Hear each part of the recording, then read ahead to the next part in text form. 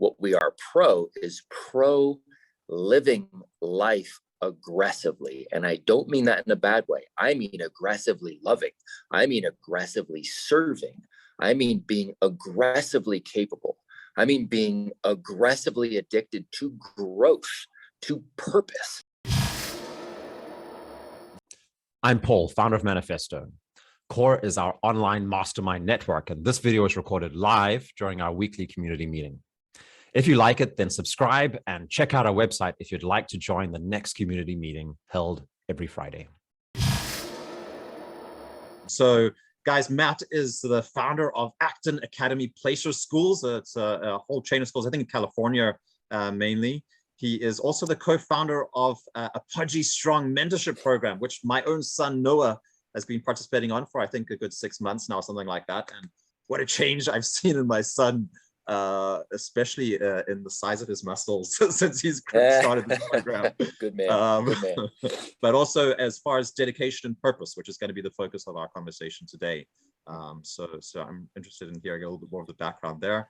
And then Matt, you're also running the Essential 11 podcast, where I can see you've had pretty much everybody on over the last couple of years as well. So good to have you on board here. And oh man, pleasure. Yeah, absolute pleasure. And your boy is amazing, by the way. And kudos to you. You know, I not just working in schools. I don't just get to work with young people. I'm working with their parents too. You know, and for better or for worse. So kudos to you on that, because he's a phenomenal young man.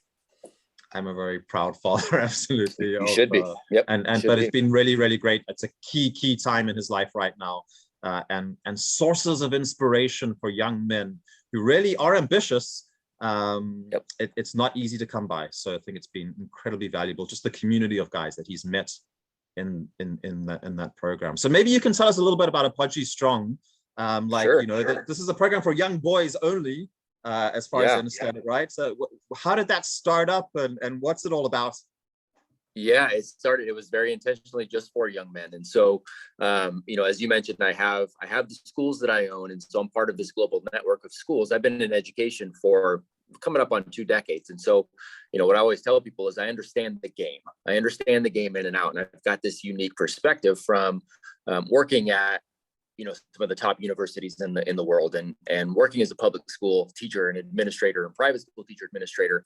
I've also been a consultant for all the largest companies in the world. And that's how I actually make money. I don't take any money from any of the education ventures, the schools, Apogee, none of that. The money I make is for consulting with organizations, and I get consulted with them, I get hired by them because they're saying, hey, we've got all these young people that we want to hire and they suck. Like, we want to fire all. Right. And so can you help them not suck, help us understand how to lead them? How do we find good young talent? Right. So I've got this unique perspective of working with young people. So, have these schools going, and Tim Kennedy has been a longtime friend of mine. And I just reached out to Tim and I said, man, I love what we're doing with the schools, but we've got so many good men in our sphere of influence. You and I have a really wide network of just phenomenal human beings. They're widely successful. We got Navy SEALs and entrepreneurs and athletes and actors, and that's all great. More importantly, these are really, really good men. And we've just lost, I think globally, this push for good men to raise our young men to understand what it means to be good men. That used to be such a deep-rooted part of everyone's culture, and I think we have lost that. And so we said, look, let's try our hand at putting something together to get all of these guys we know in front of these young men, allow them to build a network, allow them to take on challenges and experiences that would push them and expand their capabilities. So then all of a sudden, if we've got this, generation of young men who are wildly capable, who are wildly resilient, self-reliant, self-confident, self-aware, and they've got this amazing network, imagine the change we can make. And so he and I sat down at a coffee shop in Texas and literally kind of hashed out what we want to do. We brought in a couple other special forces guys, and we put that together. And the next phase of this is a college alternative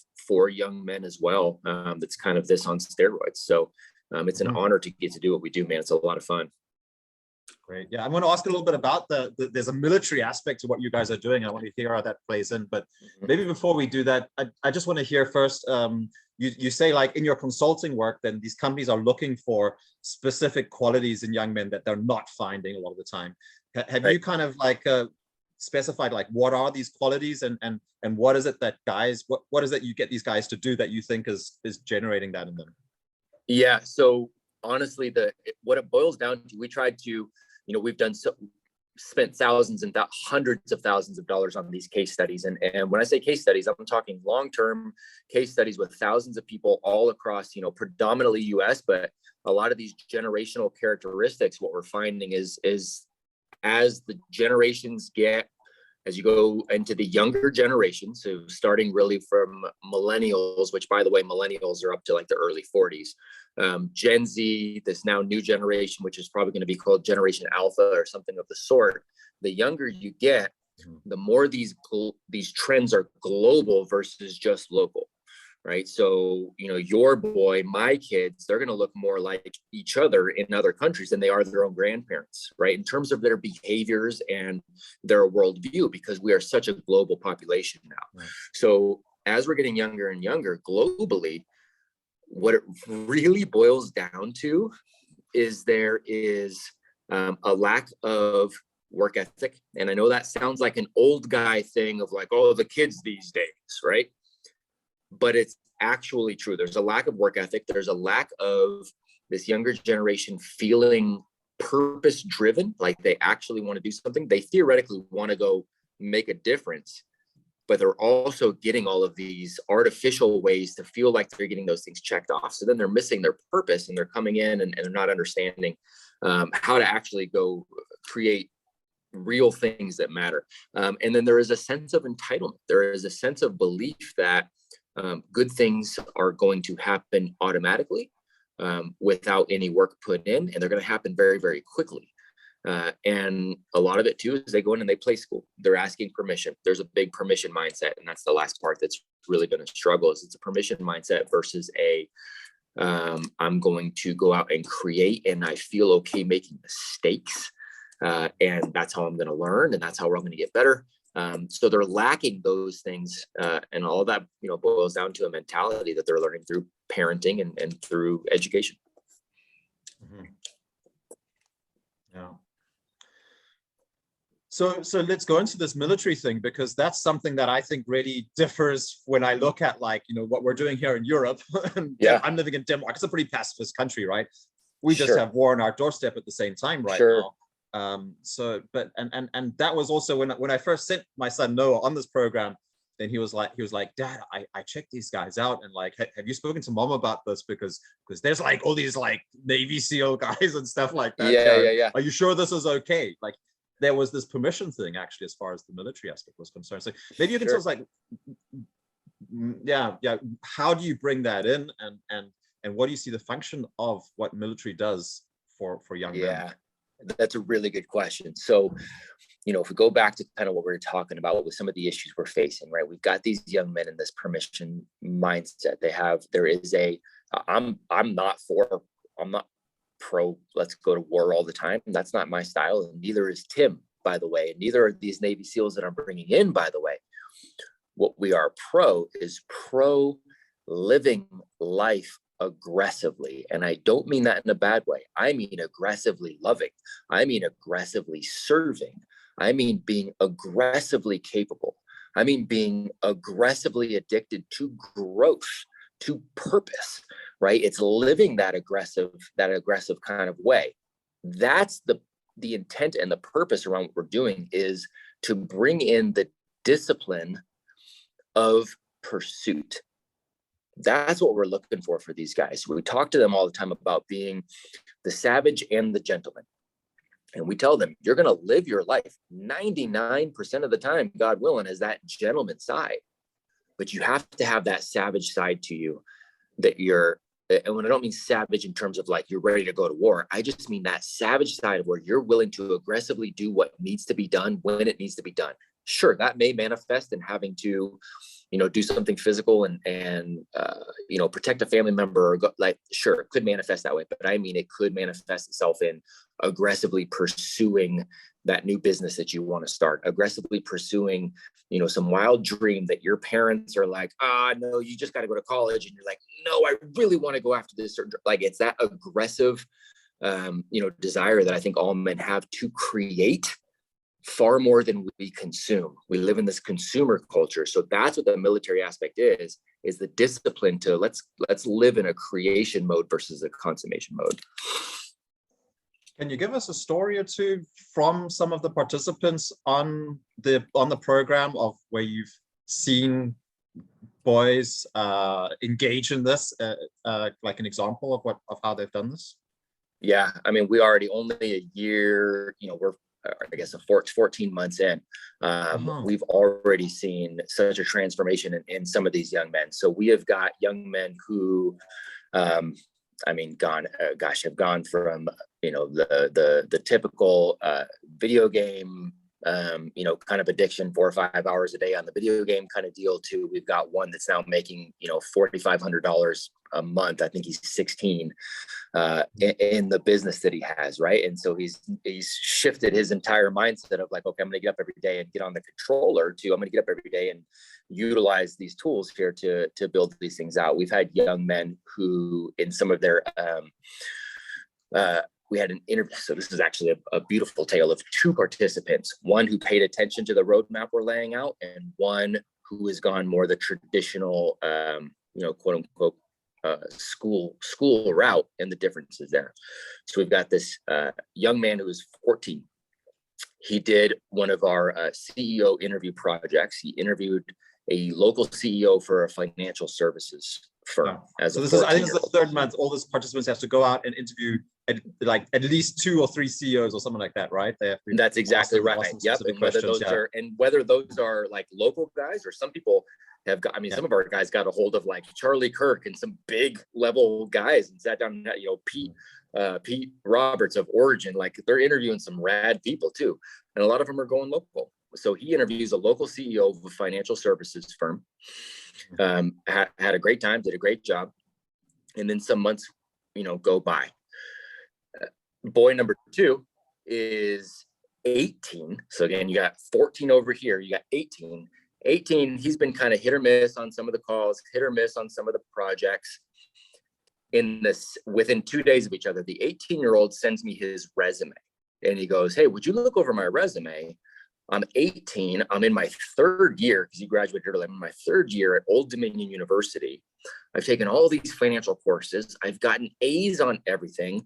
Look at my resume. I'm sending it out. I've sent it out to almost 100 companies so far. I've gotten 0 hits. I've gotten 0 response. What's wrong with my resume? Okay, so he's having trouble. The next day, that 14-year-old gets a hold of me and he goes, hey, remember the CEO in the financial services industry that I interviewed? Well, he reached back out and he said he was so impressed. He wanted to know what else I was doing with the program. So I sent him my digital portfolio that had all of the projects I've taken on, all of the challenges I've taken on. It's showing all the workouts I'm doing. It's showing the connections I'm making. And he said, hey, I want to hire you for my financial services firm right now. I will pay you under the table because you're not 18 yet and I can't actually legally hire you. As long as you'll agree that when you turn 18, you'll work for me for at least a year. And if we can make a career out of it, we will go. So he got essentially recruited as a 14-year-old that couldn't legally do it. The 18-year-old is getting nothing going that traditional route. And that's, it's part of that game that I talk about over and over and over again. I'm a hiring guy. I own 5 companies, right? I get hundreds of resumes sent to me every day. I hire predominantly out of the network that I create, the young people that I mentor. I hire out of that. Almost everybody wants to do that as well. Almost every, business leader that I know will do that first. If it can save them the time, they got somebody they know is a hard worker, has the right mindset, shares the same values. Like, that's great. So I think that was one of the prime examples of what we do versus, the traditional sense. Yeah. So there's this, one of the topics we talk about here sometimes is this idea of the re-enchantment of society. There's kind of like a tribalism that's more coming through, that kind of reflects for me in the way you say you're hiring as well. Like it's through this network, and yeah, you know, it in some ways we're entering into a strange time now, right? Like is this something that you guys are aware of, that you're dealing with as well? Like and how do you equip young men for this new way of being in some ways? So that's the question, is how do you equip them for this new way? Because you're right. Things. How long ago was it where you and I could not have done this? We would never have met each other, right? It wasn't that long ago that's the case. Things are changing so ridiculously fast that really what I tell parents, what I tell mentors, what I tell people who are hiring is the ability to adapt is something that has never been more important. And that means our young men need to be able to learn what they want to learn when they want to learn it. They have to have the mindset that, oh, okay, I can figure it out, right? So you can't have that permission mindset. You got to go, okay, I can figure this out. Now, where do I go? Who do I know that can kind of put a little bit of rocket fuel behind this, and I can learn it faster? Where do I go? What are my resources? They've got to have that mindset and the awareness that they can find things out. Equally as important, they need to be willing to unlearn something that is no longer relevant. And that's where a lot of people are having issues, or where a lot of companies have issues, right? Blockbuster, people are never going to change and want to, they're always going to want to go out there on Friday nights and go rent their movies.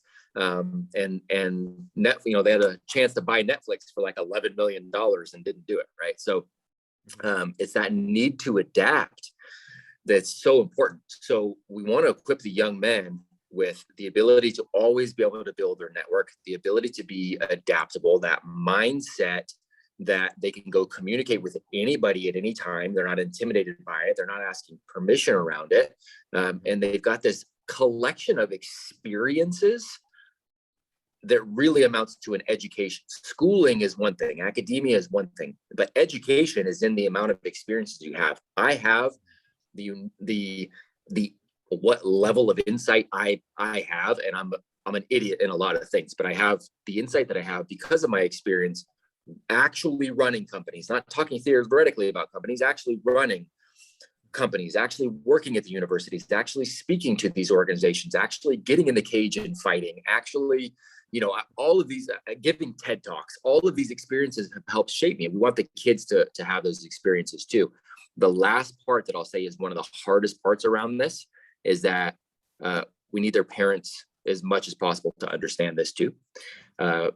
Because if the parents don't understand that, then it's almost like it creates this battle, at home. And that's one of the hardest parts. Yeah. So I'm going to open up for questions just now from the rest of you guys. So guys, Please. If you have something, then put up your hands.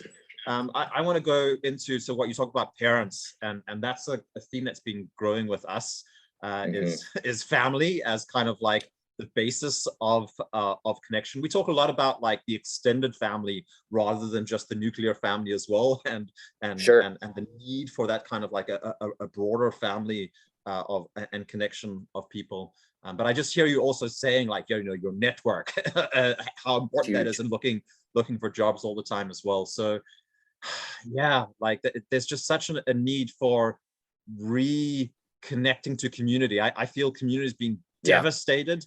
Especially in-person community, real, like, those kind of organic connections that we have from being physically together with people, right? Yes, devastated after the last 2 years of Corona. It has been, man, and we need that, right? And the thing is, we need to design our own communities. We have the ability to do that. We have the ability to connect. You mentioned that tribalism, right? And that's not necessarily a bad thing. The reality is, you're not going to agree with all people all the time. There are certain traditions, there are certain you're not going to get along with everybody. That's okay. We're not trying to make a big giant 8 billion person tribe. As much as we want to respect everybody, your tribe, those key people are going to be more like you. And we've never had a better time to find those people and to connect with those people, man. We need to get back to that. Okay, well, let me ask this. So yeah, I mean, part of what we speak a little about here is also like looking at traditions of wisdom and taking them seriously. So, I started Manifesto when I was in a kind of spiritual searching mode in many ways. Since then, I've converted to Orthodox Christianity, which is, one of the most deepest, well-rooted branches of a faith tradition, one could say, right? But we have guys in here who are Buddhists and who are pagans, who are all kinds of weird and wonderful beliefs as well. But do you have this conversation with the young boys at all? Or do you feel there's is there something that we need to have more as well of taking these faith traditions seriously and looking at them and considering because there's a flood coming and it's very, very chaotic. And until we have these roots down in something older than ourselves and bigger than ourselves, then I feel like we're not standing strong. I agree with you 100%. Yeah, and we've had some phenomenal, we've had some phenomenal conversations around this. We have what we call rules of engagement for Apogee, and I use these in my schools too. And so the rules of engagement are essentially just how to have a good, solid conversation, right? To be concise, to present your evidence, to not get overly emotional. It's things like that, to genuinely listen to the other point of view. It's those kinds of things that we put in place so that we can then talk about anything and everything. So like you were saying, we've got young men from all different religious backgrounds, and they have done a wonderful job in sharing, look, this is what I believe, and this is why I believe it. This is what I believe, why I believe it. And the most important part of that is, like you said, you've got, Buddhists, and you've got pagans, and you've got, we have Hindu, and we have, what you find is that there's a whole lot more commonality than there is division. And that's part of the beauty around getting back to some of those traditions, is finding the commonality in the human spirit, finding the commonality. Again, it's that tribalism thing, but you have those rooted traditions, and it's just a way to bring people together. I could not agree more. And I think families, need to do a better job of bringing some of those traditions back into their own doors too. Yeah. And certainly it seems like there's a need for spaces where these conversations can be had. So great. Yes, sir. That you guys were doing that as well. Sir. And with kind of respectful ways where we can challenge ideas, but we respect other people as well. That's it. They're not the enemy. Yeah. Good. So Eskil, let's hear a question from you. Yeah, good. Very, very inspiring, Matt. I'm going to check your program out straight after this. Eskil's also running a program for young boys here in Denmark, so this is right up his alleyway. Not running, awesome. But I care about it a lot, and it's one of my strongest indignations is when I walk around and I see, mostly this Danish context, the Copenhagen boys and young men. There's so much potential there, but there's no system or community for them to rely on that pushes them in any way. They can rely on school, and that's not going to take them anywhere. My little brother, he's super low expectations. Yeah. Low expectations. Yeah, and parents at home, the biggest glitch there is that they simply do not understand that half of the young people's world is digital. They don't get it. That's right. So they cannot set boundaries appropriately. That's right. I mean, we need super hard conversations on gaming and pornography and all of that conversation and plans around it, so that I agree with so much of the vision here. And what my question is, I'm hearing a lot of that this focus on mentorship, again, also touching on education, bringing that close, direct feedback element back. So if you were to say some clear things that holds a community like this together, that bridges that gap for young men who are really locked in conformity, in habits, but at the same time have that passion and drive to actually really do something, make a lot of money, get really good, really strong, how to bridge that gap and get them into a community that trumps all these other. Yeah, that it's so hard. So so you mentioned a couple of things that are working against them, right? The video games, the pornography, like the cheap, you've got all of this cheap, easy, instantaneous access to something that those things give you this false sense of achievement, right? It's something that as we grew up with, or generations prior to get that sense of achievement, we had to achieve. We actually had to go do something. They're able to click that off. And so it drives that need for achievement down. So what it really comes down to, a big part of it, is the parenting aspect foundationally, and it is setting up those good habits. We're not going to be able to motivate our young men out of this scenario. We just will not. We can't motivate them out of it. We need to discipline them out of it. And I don't mean discipline in the way of like spank them out of it. People ask me all the time, when they meet my kids, they go, "Oh my gosh, how do you discipline your kids?" I say, I don't discipline my kids. I've taught them to be disciplined people. And that's different. We're very, very intentional about the foundational habits. One of the most under talked about, but maybe most crucial parts of the program that we implement with Apogee, if the young men will do it, is the discipline of taking a look at their daily schedule. And I mean the minute they wake up to the minute they go to bed. Because what I want them to understand is, what are the habits I am in? What do I actually use my time doing? And there's a reason that the first book we talk about, the first book we ask them to read is Do Hard Things, because it challenges their thought about what a teenager is and what a teenager is capable of. And the second one is Atomic Habits by James Clear, because they need to understand that their habits are going to create their reality. It is those things, right? That is it. We're not going to motivate them out of it. We're going to discipline them out of it. Yeah. Can I follow up quickly? Please. Yeah, because I think this is exactly the slump that I'm seeing all the time, and also based on personal experience, right? Yeah. That if there is not, if that friction of hard things is not introduced as an incremental part of growing up and forming your personality, then there becomes, and from my experience and what I'm seeing is that the sense of identity gets built on this like frail guy that hasn't tried, that hasn't taken his masculine through any sort of thing, and he ends up being this middle thing that's actually not at all what his heart longs to be.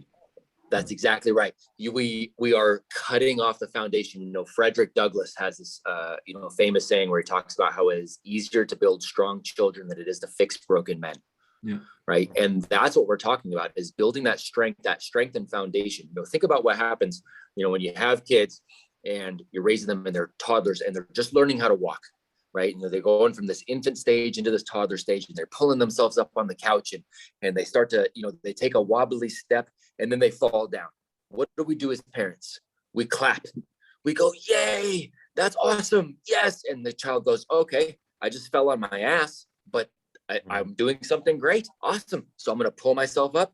I'm going to give it a go again. I'll take another step." And they fall on their ass and we go, "Yay." Cool. Once they learn how to walk, we need to continue that mentality for every next step. We need to put them in front of other hard challenges early on, where they're going to fall on their ass physically or metaphorically.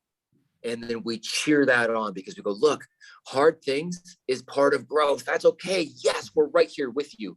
That's the difference right here.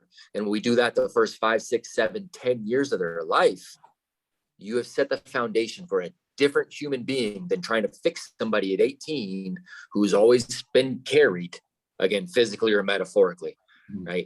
You're exactly right. That's awesome, man. Thanks. Yep. Yeah. No, thank you. Thanks, guys.